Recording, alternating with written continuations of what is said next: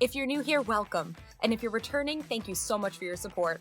I'm so glad you found Be the Good with Kate and would love to hear from you.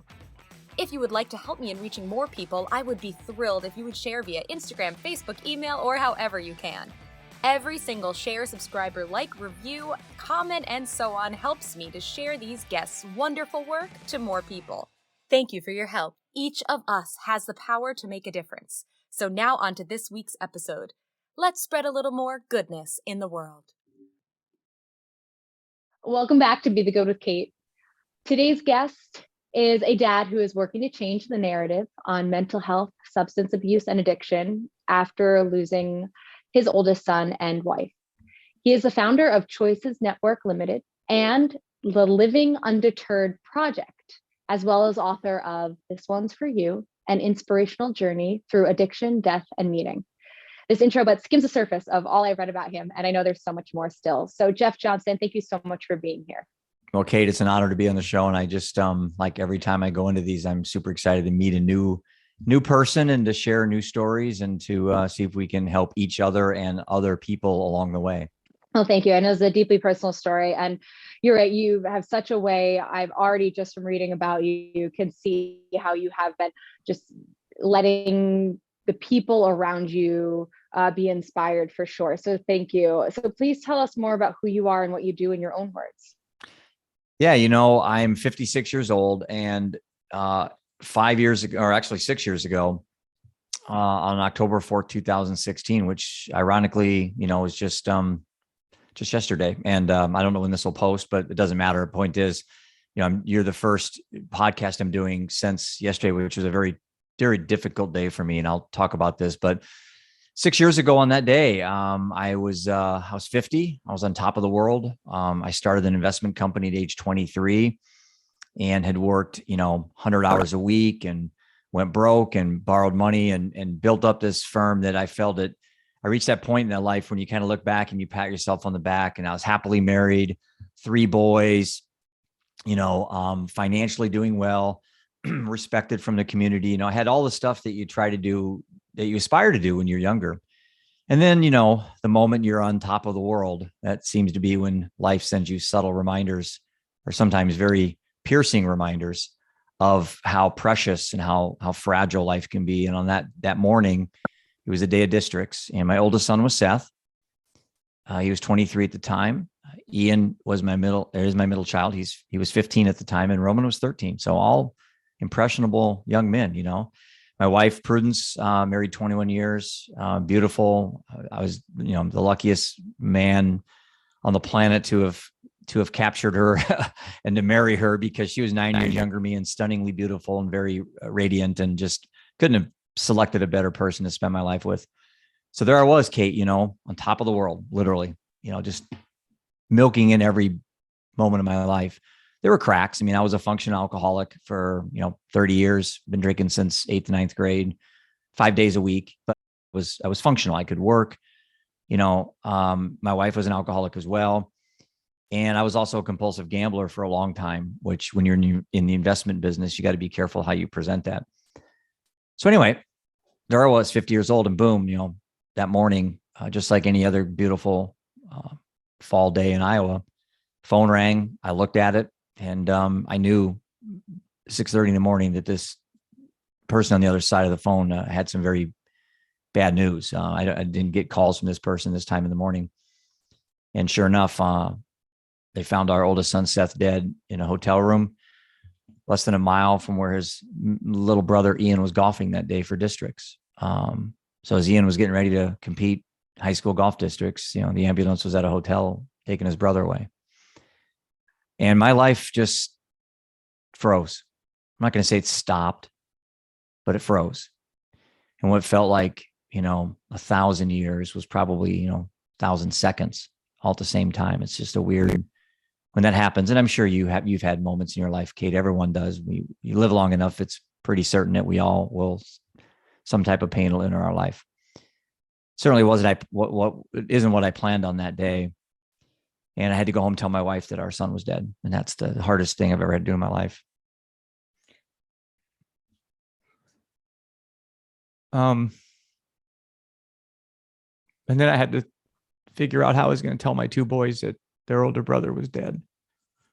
And so that started an amazing journey that gets me to where I am today. And I can honestly tell you, with a whole lot of work, I'm at the best place emotionally, physically, spiritually I've ever been in my entire life. But it's taken a lot of work, and I've fallen off the perch many times. And yesterday was again another reminder. That was the 6-year anniversary of Seth's date of death. And you think after 6 years I'd be prepared, Kate, but yesterday it just hit me really, really, really hard. But so here I am. That's kind of fun. I have lots of gaps I can fill in, but that kind of sets the context for what we can talk about today, and kind of how I got this mindset. I call it the living undeterred mindset now, where the two roads stories kind of, it's important to me. It's like you can become better, or you can become bitter. How I live my life today. That was a phrase that definitely I noticed right away. That better, not bitter. Was there a moment that you remember just realizing that's what you wanted to do after all of this? Yeah, it's in my book. Become better, not bitter. It's in my book. The day Seth died, I knew that I had to tell the boys that their brother was dead. I called my dad. My dad's a retired doctor. He's delivered babies. He's held the hands of people who have died. Very pragmatic. I've learned a lot from my dad. He's 90 and he's still alive. And he said, Jeff, here's what you do. You tell them the truth, and then you shut your mouth. And, I have attention deficit, so I like to talk. And he knew that I would try to explain to the kids what happened. And so I thought, okay, well, so I had 6 hours to kind of prepare for this before the kids got home, because Ian was playing golf that day and Roman was going to get off the bus. So they came home, and, I still just remember that day. I mean, Roman's 13, getting off the bus, wanting to go play with his friends, and Ian had a really tough day on the golf course, and this team missed qualifying for state, and they just weren't probably realizing what I was about to tell them. So I sat them down and I said, boys, I have some really bad news. Your brother's dead. And you can just imagine. You can just imagine a room when somebody says that. And it was a matter of seconds, Kate, and my middle son looked up and he said, Dad, how'd he die? Drugs. Because they knew at 15 and 13 that's what was going to take their brother was drugs, because we had been on a 6-year journey of hell. Pardon my French if I can't swear on your podcast, but started with Adderall at 16. I talk about it in my book with attention deficit, which the fact we call it a disorder is a whole nother hour podcast I could talk about that irritates the heck out of me. I have attention deficit. It's never been a disorder. It's been the best thing I've ever been blessed to have in my life. And the way we frame it to kids is just criminal today. And I'm on a crusade against trying to change that narrative. So anyway, Seth believed that unless he took Adderall, he'd become a werewolf and eat people. And I got addicted to Adderall and started taking it and so forth. So anyway, I'll come back to that. But so that moment I said, yeah, drugs. And then I stopped. I didn't say anything. And I just had this thing in my stomach say, Jeff, when you asked your wife to marry you, you knew there'd be moments. You knew I call them husband moments, or when you have a child and you're in the hospital and you're holding that baby, there's going to be tough times, that. But this moment with that child is just so special. You kind of forget about it. But I knew that this was that dad moment that you hear about. This was the husband moment, that the next words out of my mouth were going to frame and really dictate the quality of the rest of our lives as a family unit. And so I kind of had this halftime speech. I'm hyper competitive. I have imposter syndrome. I always think that whenever I see someone doing something better, I want to do better. So I thought to myself, I can't drop the ball. I have to say something impactful. So I cleared my voice, and this is a chapter in my book called The Two Roads. And this is where the better, bitter kind of idea came to fruition. And I said, boys, we have one of two roads to go down. We have a road of anger, despair, and hatred. We'll become alcoholics and addicts ourselves, or we have a road of inspiration and motivation. And this can be the single greatest moment in our lives and those around us to make a difference. I'm on the second road, and I ask you to join me. And I just kind of thought, wow, dude, you hit a home run there. It's like, I didn't practice. I didn't rehearse it. I have no idea where it came from. I'm agnostic, so I can't attribute it to, a celestial entity. It just came out of my mouth. And boy, they did. My two boys were amazing. Ian went on to raise like $30,000 in high school golf to honor his brother. They named an award after him while he was still in high school called the Ian Johnston Award, which I get to present next week at the high school banquet. We have a scholarship named as well. He won the American Junior Golf Association Jerry Cole Sportsmanship Award in junior golf, which they picked a one boy or girl in the world for something they do good off the course. And Ian won that. So, and my son, Roman, wrote lyrics and sang songs. And both my boys took what I said, but you know what's interesting, Kate? I didn't. My wife and I drank every day for 14 months, and I didn't want to live, but I didn't want to die. And as I was watching my sons do these heroic things, I was absolutely spiraling out of control. And it got so bad on December 24th, 2017, I woke up after my wife and I were drunk, and I looked in the mirror and I said, that's it. That's it. I haven't had a drop since. It's been the easiest thing I've ever had to do in my entire life. I'm not giving up alcohol because that assumes that I'm missing it. I don't call myself sober because that implies I'm in a fight. I just choose not to drink. It's that simple for my mind, because I'm not that smart. I never made honor roll in high school. I'm not a highly intelligent human. I practiced a lot of stoicism back in college, and I love the idea of reframing. I think that really can empower us to take a situation and reframe it. So for me, I don't play the narratives. I don't keep count how many days I have not drank, because I don't really care. I just know today, right now with you, I'm not drinking. And so, but unfortunately, and I really quit initially. The genesis was to help my wife, because I was watching Prudence just drink. And I just felt terrible for her, because losing a child is something you can't explain it to somebody. It's just impossible, especially for a mom who birthed Seth. And I couldn't judge her. I couldn't help her. And on June 29th of 2021, I buried her for alcoholism was a cause of death. And she lost her fight. And I miss both of them immensely. And I have a saying that I like to, it's on all my shirts, the Living Undeterred shirts. It says, purpose becomes passion when it gets personal. Mm-hmm. Purpose becomes passion when it gets personal. And for me, this is intimately personal on many fronts. And I plan on doing this Living Undeterred project, helping other people till my last breath. That's what I want to do the rest of my life. So I quit my investment company. Haven't missed a day of it. And I do this full time.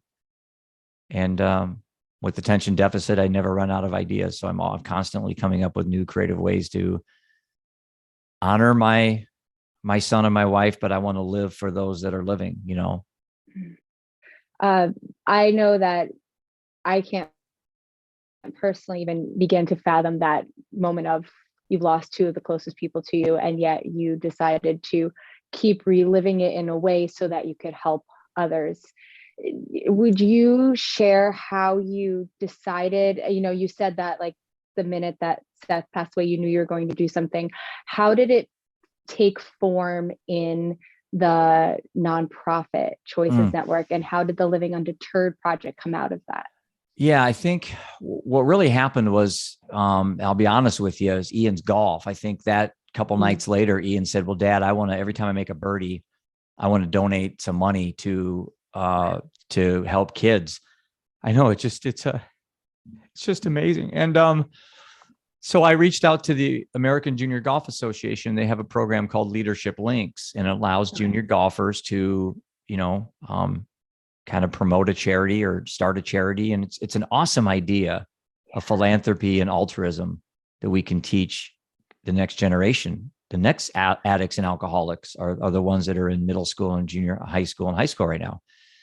And so the American Junior Golf Association had this platform, and that was really where it started. I reached out to Beth Doctor at the AJGA, and this is, again, all in my book.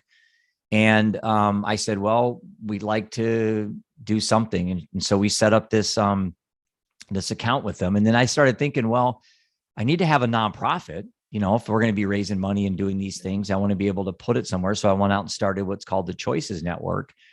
And the idea was that we would help kids make better choices in difficult situations. But I decided last year we changed the name to the Living Undeterred Project, because that more embodies what I'm really doing on a mental health initiative versus just, my son died from an overdose of heroin laced with fentanyl. That's what he died from. It was fentanyl poisoning. When now that's fentanyl's overdose is the number one killer of Americans from 18 to 44 right now. And fentanyl kills 82% of those people that die from overdose. So when Seth died, it was 46,000 Americans. Last year was 108,000 Americans. Yeah. So, and this is one of my things I talk to people about. Raising awareness really isn't working, because even what fentanyl is. I didn't, but we've had almost 3 times more people die since Seth died. So knowing more about this isn't helping us keep people alive. So we have to figure out other ways to do that. But so, yeah, we started raising money, and then the local newspaper did a story on Ian, which I have framed in the house here, which is a great story by KJ Pilcher, who's become a good friend, sports writer. Then the Des Moines Register did a full page story on the front page about the opioid addiction. And then the term, this one's for you, an Iowa brother raises awareness to honor his, brother, whatever. But it was on the front page of the Des Moines Register, not just the sports section. And then about 6 months later, CBS Sports reached out to us, and they flew out here for 4 days. This was all when Ian was still in high school. And they did a story on this boy from the Midwest who lost a brother. And it ended up getting narrated by Zach Johnston, who's our Ryder Cup captain this year. In New Jersey, Zach was having a tournament, and the CBS Sports producer actually tracked Zach down in his hotel room the night before one of these tournaments. And Zach, being from Cedar Rapids, and Ian and Zach had the same swing coach in high school.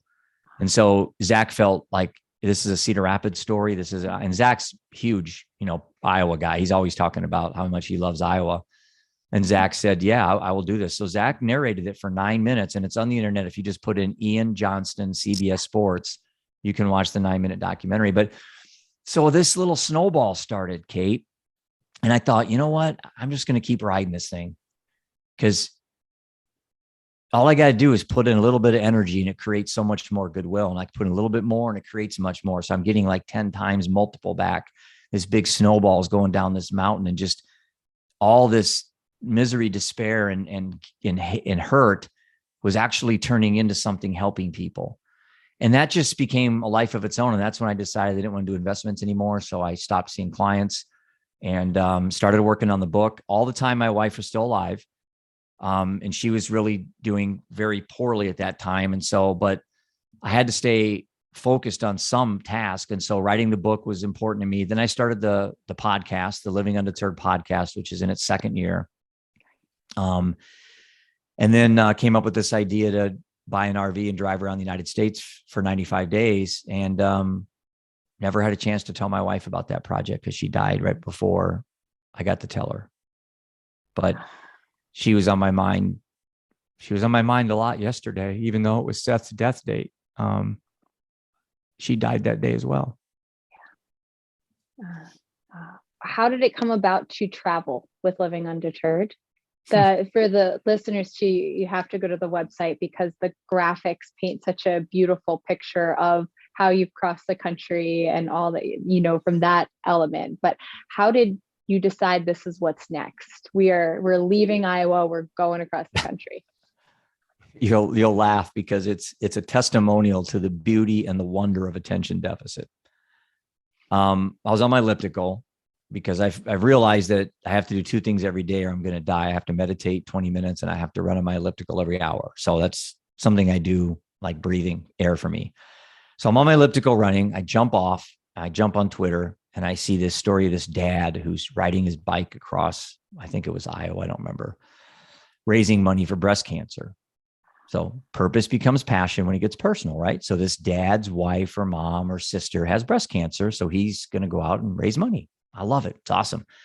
I thought to myself, okay, I've done a book, I've done a podcast. I'm not doing enough. I still feel that way. As of this moment, I don't feel like I'm doing enough. And I'll always feel that way till I die. I always feel like I can be doing better to help myself and help more people.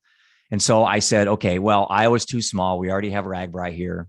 That's a ride bikes across the state. And I don't want to ride a bike. So I stayed up till 3 a.m. and I'm not embellishing the story. This is true. And I came up with this just idea that I was going to go buy this RV and drive around the United States and call it the Living Undeterred US Tour. I'd never been in an RV. I've never even, test drove, never even camped in one.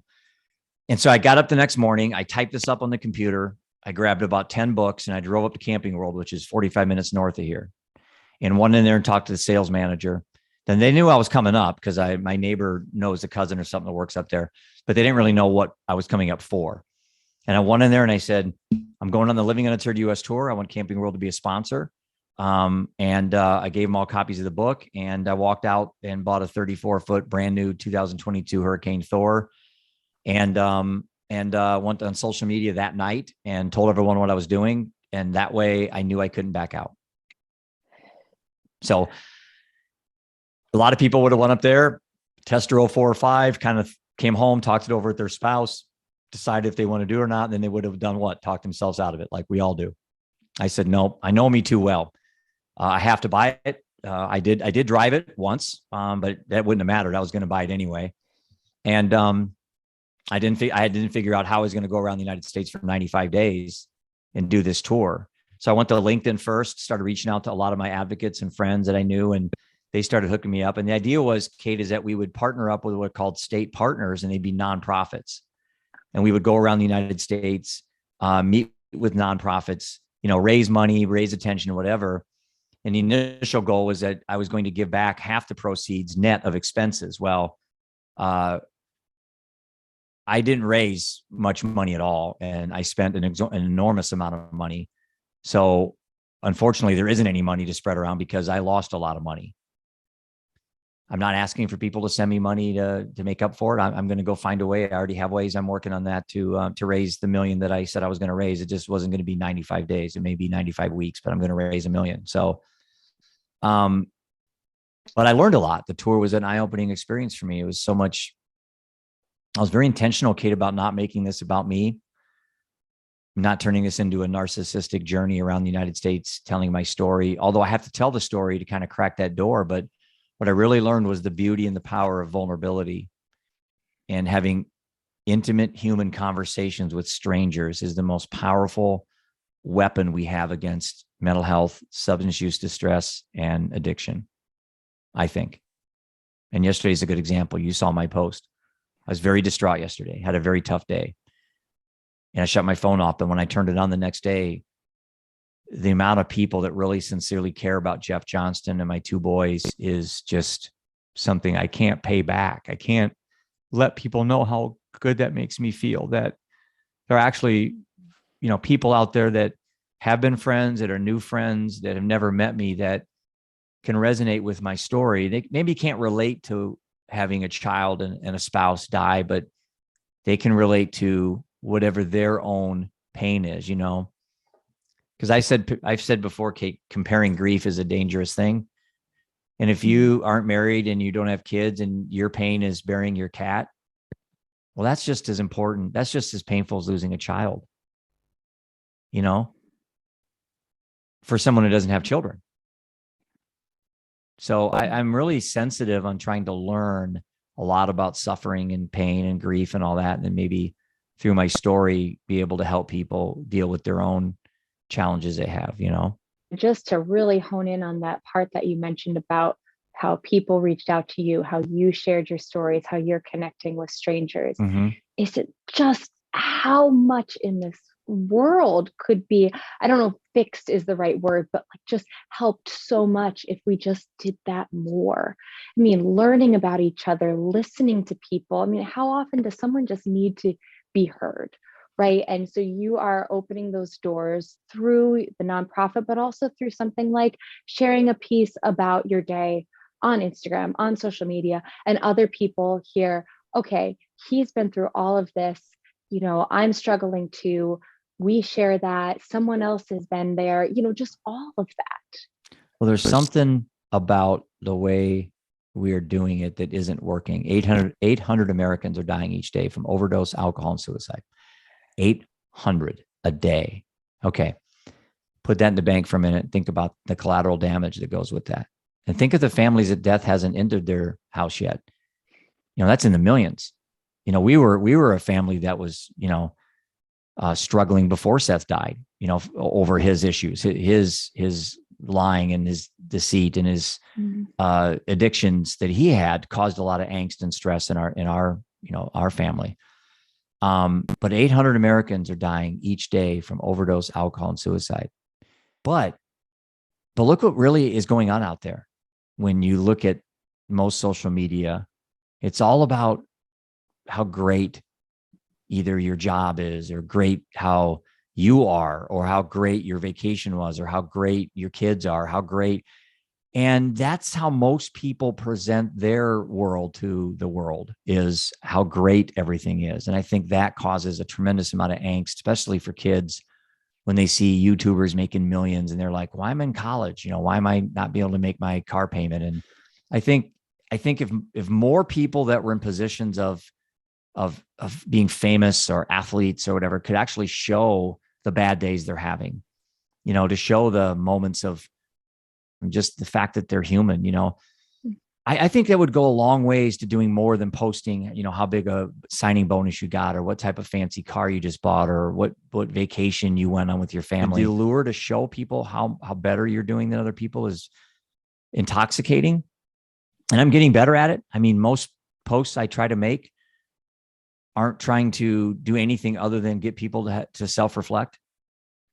I'm really intentional now. And it wasn't that way a few years ago. I mean, I selfishly made posts about trips and things like that. But I think now, as I've matured as a human, I'm becoming more intentional. Like my post yesterday, even though it was very spontaneous and raw, now in hindsight, I look back and initially I regretted posting it, but now I don't, because it really got a lot of people in my community really communicate, and people reaching out probably to other people they didn't have that day, because people were really worried about me yesterday. I got to a very dark place yesterday. I've been close to that place a few times. That's how bad yesterday was. And just the outpouring of support, I just couldn't live 200 years and pay back to society what people did to me yesterday. I really couldn't. I just am so grateful to have close friends that are true friends of mine, aren't just friends because of what I used to do, or that I have an RV, or that I have a podcast. They care about me because I'm Ian and Roman's dad, and Prudence's husband, and, my mom and dad's son. That's what they care about me about, and that's authentic. And it's part of the journey of my evolution of myself, Well, isn't it the day we stop learning is the day that we die too, right? So we're constantly, and that's really interesting with social media, because there is the positive, negative back and forth, right? Like there are times you're excited about something you want to share, but sometimes that excitement does come across to someone else as, well, why is their life perfect? It's like, well, it's not. You're just not always showing all of that. So finding that balance, right? And being able to, I know like when I was in high school, it wasn't perfect, but boy, was I glad that social media did not exist yet. Well, you and me both, and cell phones. And I mean, all the, I was in high school in the 80s. So it's like, I'm very grateful all that didn't exist. But going back to what you said, Kate, I'm certainly not trying to tell people when your kid wins an award, or your wife gets, agent of the year at the realty firm, or you're in Hawaii drinking Mai Tais. By all means, post that stuff. That's beautiful. Even as hard it is to see people post their wedding anniversaries, and this last August would have been 22 years for my wife. I mean, it is painful. It like pours salt in the wound. And Valentine's is hard for me. Christmas is hard for me. People don't realize that, but they're not posting those things to hurt me. That's my interpretation.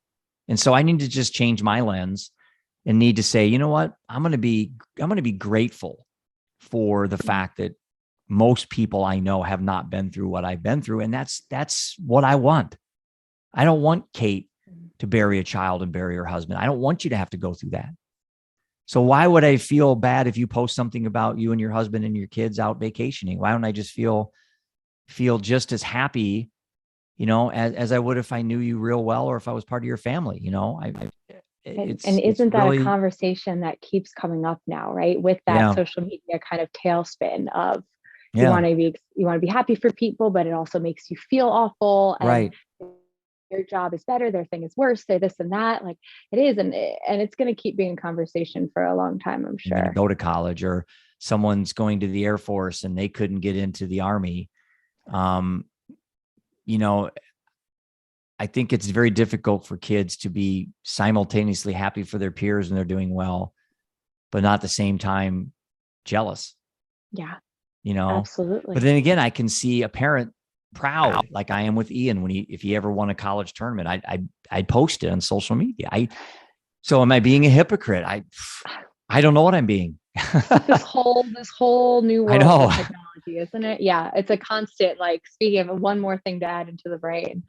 But going with those moments, like you said, with Ian and the golf and everything, what are some of the, I like to call them good news moments that you have gotten to witness since in sharing your story? Maybe someone that has come back to you and said, thank you because, or with your sons, and you've already given some amazing examples, but if there's anything else you wanted to highlight. There's a story in my book when Ian won the Jerry Cole Sportsmanship Award. See, there I go, promoting my son, right? I just got done telling people not.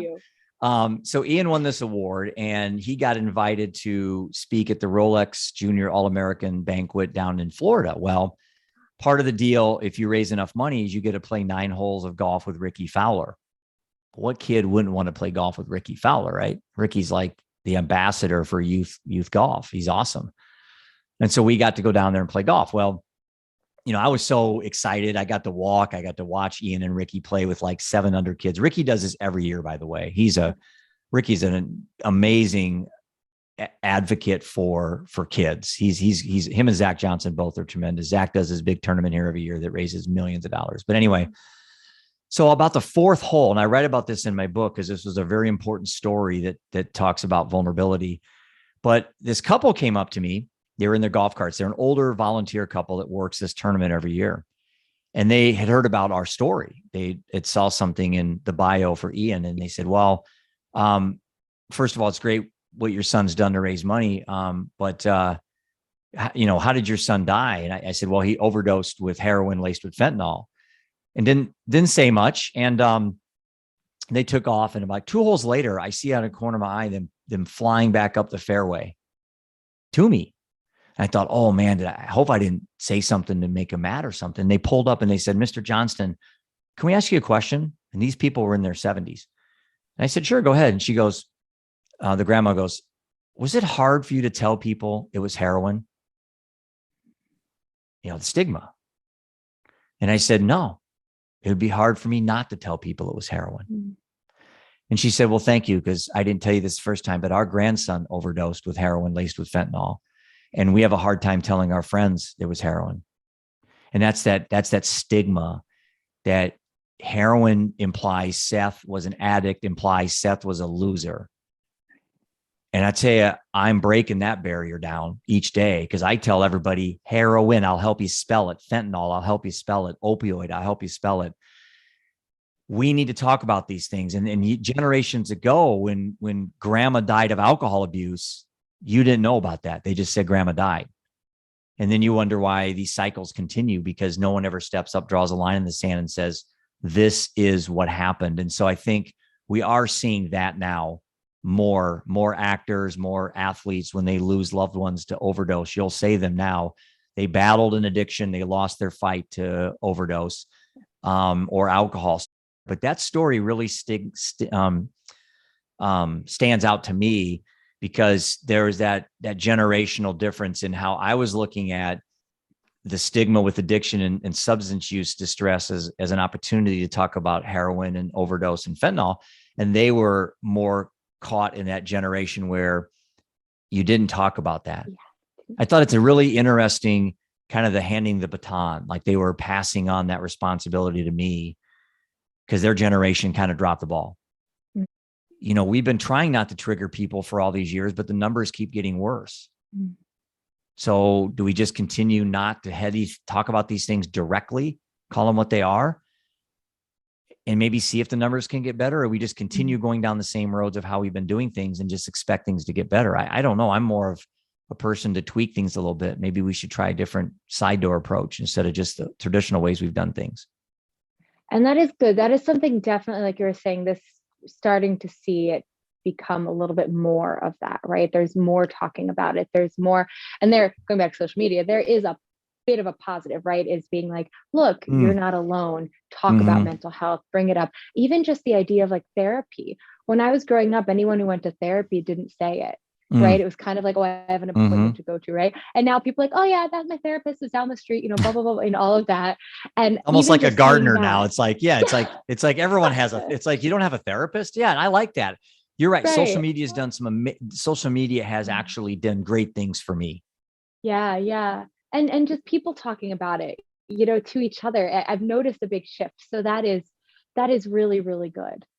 That there is a step in the right direction there of more of that communication about things, even with parents and children, and just having more open lines of communication about kind of everything. So what's your thoughts on how we can talk to our kids more about mental health? Do you have any ideas on that? I mean, as someone who doesn't have a child, I feel like there's, you know, I can't say firsthand experience. Oh yeah, you can. You can talk about it still. Yeah. But even the openness of communication is something that I've thought about a lot. And I see in different families, you know, some are very much like, we don't talk about these things, don't talk about these things. It's like what we were saying before. And others are very much more like, we talk about everything. Sometimes to the point where I see families, I'm like, you talk about this with your parents, you know, that aspect of like teenagers and parents, but it's like, that's great. There's no secrets. It's open. It's, you know, and different things work for different families, but I always am more, I feel like really good about when those lines are open. When I see advertisements and things on social media about talk to your kids about drugs, talk to your kids about safe sex, talk to your kids about alcohol, I just cringe, because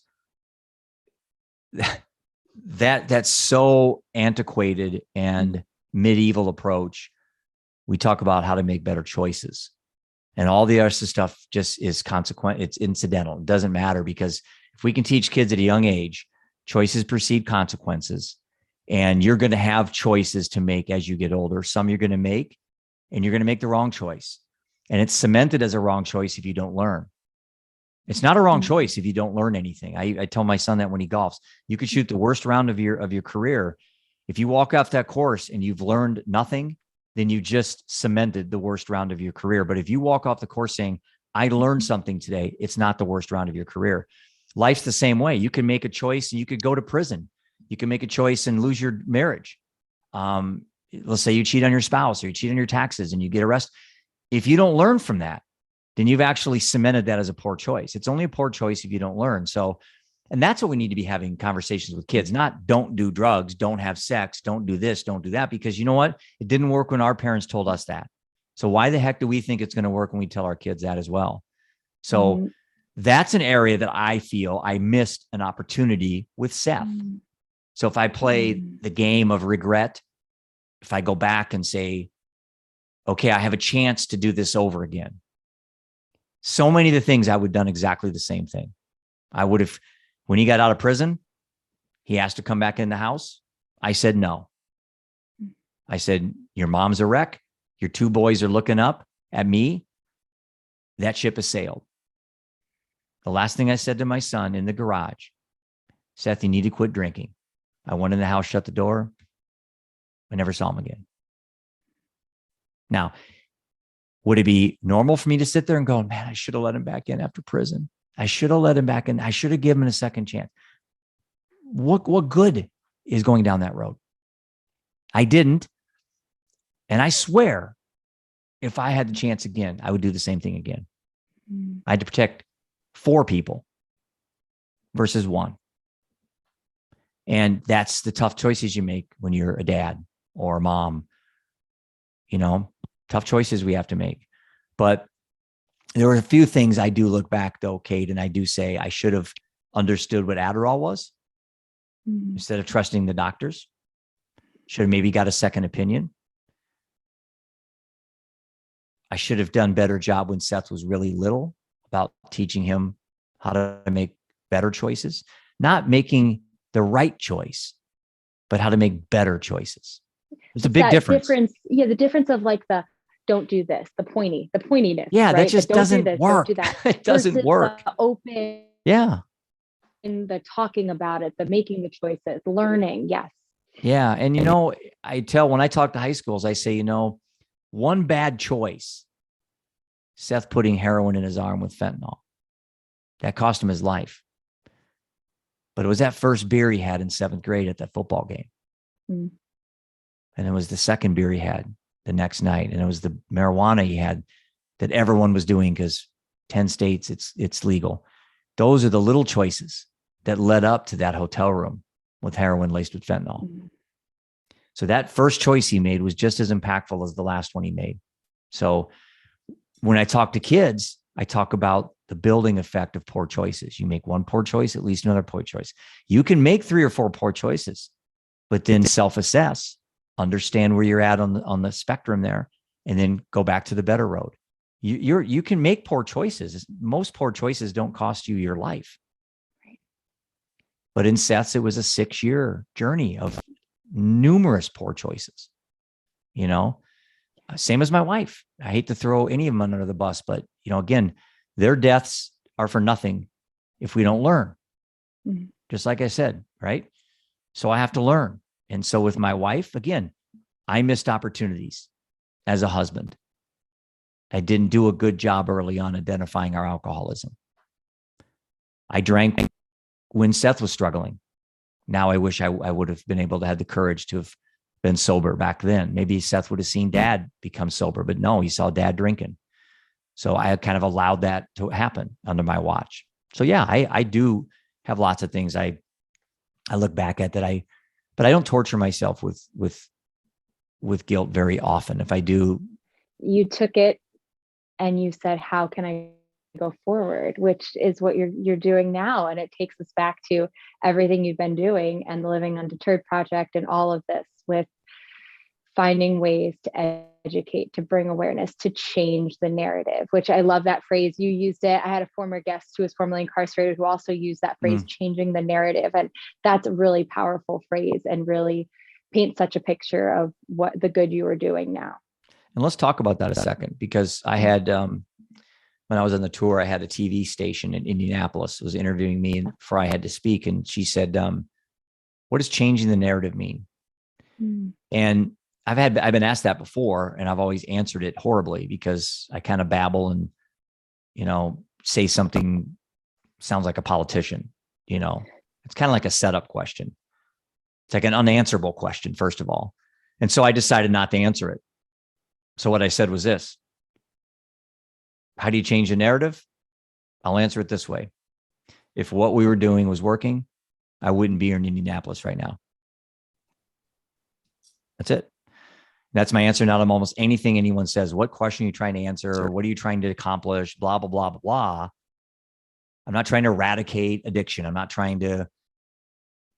really trying to do anything. I'm just simply saying if what we were doing was working, I'd be selling cars right now. I wouldn't be doing this. The reality is what we're doing isn't working. And there's really good people like Seth and Prudence and all the other people I met on this journey that have lost loved ones to, suicide and alcohol and drugs that simply don't have to die. Now it's every day. If you click on the internet, you almost expect to see the name of an actor, the name of a country music player, the name of a heavy metal guitarist, the name of a politician's son. Somebody's dying every single day from either suicide, overdose, or alcoholism every single day, and I'd like to say I'm optimistic it's going to get better. I think it can get better. And we have an initiative we're working on that I'm going to be announcing here probably around the first of the year that we think is going to really be impactful for adolescents with mental health that we're developing here right now. And I'll be announcing that probably around the first of the year. Oh, wonderful. Well, thank you so much for what you're doing, because boy, do we need it so much. And thank you for being so fervently motivated to make these changes. I have one more question for you, Jeff, Mhm. before we talk about where people can find you Yeah. online. If someone came to you and they wanted to make a difference, and it can be specific to mental health or in general, but they don't know where to start, they don't know how to start, what would you tell them? I would say the first thing I would do if I had to kind of unwind my journey and go back to the first genesis behind why I wanted to make a difference is ask yourself that question. Why do you want to do this? Why do you want to make a difference? Is it for me, and I know people like to say, well, Jeff, you're helping thousands of people, but selfishly, Kate, I'm helping Jeff Johnston. And I benefited a lot by unloading on you and your listeners. And that was therapeutic for me. So I don't have a therapist because what I do every day is therapy for me. And so again, if your motivations are to build a rehab facility and make millions of dollars, well, good luck. Because you know what? It's easy to do. There's a lot of money in that. If your goal is to build a teen center and help teens make better choices, there's probably not a lot of money in that, but it's very rewarding, or to build an online app or to write a book, find a genuine, authentic reason. But go back to that quote I always say, purpose becomes passion when it gets personal, and the last thing I'll say, and this is one of my favorite things I got out of Viktor Frankl's book, Man's Search for Meaning, was he says, suffering is my opportunity. And I kind of rephrased it. So I like this quote, and this is something that I think all your listeners would benefit from. Pain is unavoidable. Suffering is a choice. And I don't mean suffering by definition. I mean the length of time we suffer. The intensity of the suffering is a choice. The act of suffering probably isn't a choice, but how long we dwell in it and linger and are captured in thought, that is a choice, I think. I'm convinced it is for me. And I can't avoid the pain of losing a son. I cannot avoid the pain of losing my wife, but I can certainly choose the length and the duration and the intensity of the suffering that I have every day. And I try to keep that lifespan very limited. But when it happens hard and it hurts. But I look forward to when it's over, because I feel like I had a mental health workout, So there is optimism. There's hope. Keep living undeterred. There's a lot more good things going on in the world than there are bad. I'll tell you that. Jeff, thank you. Please tell us where we can find you online, the website, and find your book. Yeah, the easiest thing is just go to livingundeterred.org, and the book is available there. The podcast is on there. My podcast is called Living Undeterred. I also did the book as an audio book. And personally, I think that's probably what I would recommend people doing, because it's in my voice. And it's a lot more, I think you'll get a lot better feel of really the journey we went down the day that Seth died. And the book was published prior to my wife dying, though. And one thing I will throw out there, Seth's daughter was born 3 weeks after he died. So I have the most precious, beautiful 5-year-old grandbaby. Her name is Brighton. And she doesn't have a dad, and her mom is gone. So she's 5 and doesn't have a dad and a mom. But you know what? I'm not going to let that be a reason as she gets older to make that be an excuse to have her life unravel. So we talk about Seth every day. And I wrote the book. So when she's older, all those stories that were in my head about Seth now are on paper. She can learn about her dad the right way. You're a remarkable person, Jeff Johnston. Thank you so much. I didn't think so yesterday. But like you said, you had your mental health work out and listened to you today. Thank you so much. Thank you, Kate. I enjoyed the opportunity. I hope this conversation helped somebody today. Thanks so much for listening to Be the Good with Kate Chericello. Whether you're listening on YouTube or via podcast, it would mean the world if you liked, subscribed, and or left a review. You heard about the good? Now go out and be the good in your life this week. If you have stories of good news that need to be shared, please send me a message. Thanks again, and have a great week.